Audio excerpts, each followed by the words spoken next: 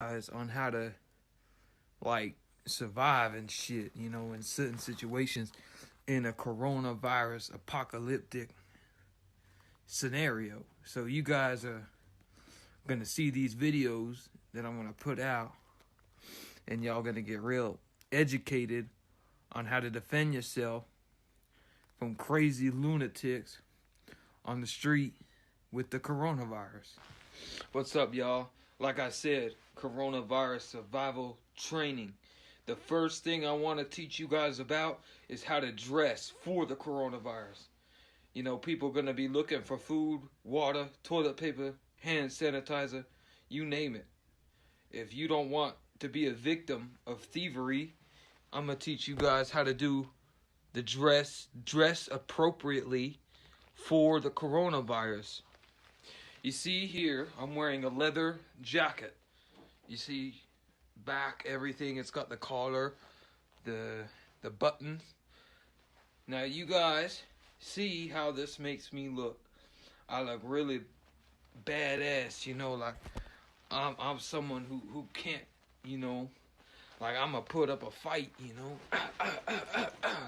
Right, I'm gonna put up a fight, Alright, we learned how to dress in the last one. Now I'm going to teach you guys how to attack and defend with weapons like knives, machetes. Cool lesson stuff here. Y'all should really pay attention. So in a situation, in an apocalyptic world situation, coronavirus outbreak, people are going to have weapons. They're going to be after you. I'm going to be after them. Goes both ways. If you're trying to survive, you're going to have to survive any way you can. So let's say Bob here has a bat. And he's coming up to me thinking I'm unarmed, but really I'm not. I got the knife. So he's going to throw the bat with this hand. When that hand comes, I'm going to use my forearm to block it with the bat, my knife, and then jab into the liver area. Very powerful technique. But you don't stop there. Once you got him, like I was saying, once you have him in those positions, close, tight, in a melee situation, you're gonna want to keep going. Once you stab, you don't pull out immediately. You keep going until he's dead, or he could fight back, or still be alive, like you see in the movies. And they come back and kill him. So another move I'm gonna teach you guys in the next story will be some kicking techniques you can use. Let's say you find yourself against a bigger person, a fat guy, or a guy with a bat again, or an axe, a knife.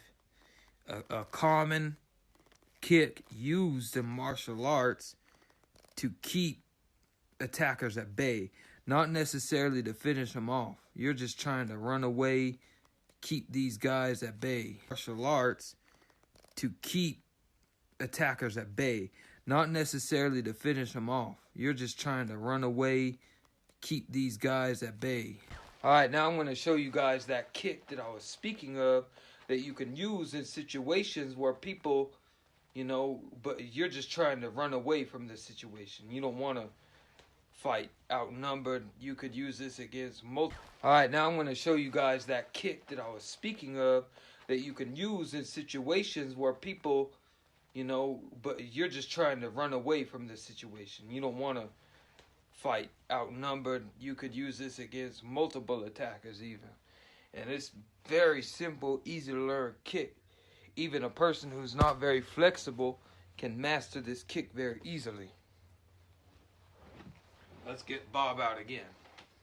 So what I want to show you guys is the basic stance, which is the hands up, low stance, knees bent, fists together to the chin, right? That's how you want to be. Because if your kick misses and your hands are out here, he's going to slash you with the knife or beat your ass.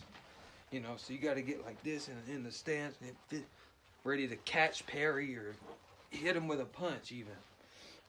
About a good arm's length away. You might not have time to measure this. In a real scenario, you're not going to do this. What I want you to do instead, just simply stick a non-punch out there. You can usually see where you're at, where he's at. But the basic kick I want to teach you guys is a front kick. I use this in my fighting all the time. It's one of my main weapons. I use it for damage, though. Other people in a situation like this use it to escape. You want to kick, that pushing action is going to keep them away. Push them away. But remember, keep your hands up. You don't want to be caught like this out here, caught with a punch or a knife or a bat, whatever. I'm going to show you guys on Bob here. Just back this fat ass up, you know. Alright, here he is. So I'm going to show you guys the technique now. The video cut out. Dumbass Instagram and shit. See how he pushes away? Look at how much he moves. He moves completely off the screen. You want to use your hips and your power, the ball of your foot. Push that dude away. And then either run or back up like this. You want to take small steps. You don't want to turn your back ever. You don't want to run like this and turn your back, because once you turn your back, you can't see what's going on behind you. So don't just run away after the first kick. Make sure, right, that like you're away, you're pushing him and you're backing up slow, watching your back. If there's multiple attackers, use different style, right? You could push and then kind of move away. Alright guys, like I was saying, when it comes to facing multiple attackers at once, you want to make sure that you line them up like a train. Like, alright, you see how Bob is? If there were 4 or 5 Bobs, you would want to make them line up in a straight line like that. Because when they start to spread out like here, and you getting cornered and jump, when it's much easier when it's just they're all in a line. And then you kind of want to lead them on. You know, lead them on, run away. If it's just you, you know, run away. If you ain't got a gun and they got weapons, just run, because you're fucked, you know. Especially if they get you on the ground, you know, then you're really done. If it's just you, you know, run away. If you ain't got a gun and they got weapons, just run, because you're fucked, you know. Especially if they get you on the ground, you know, then you're really done.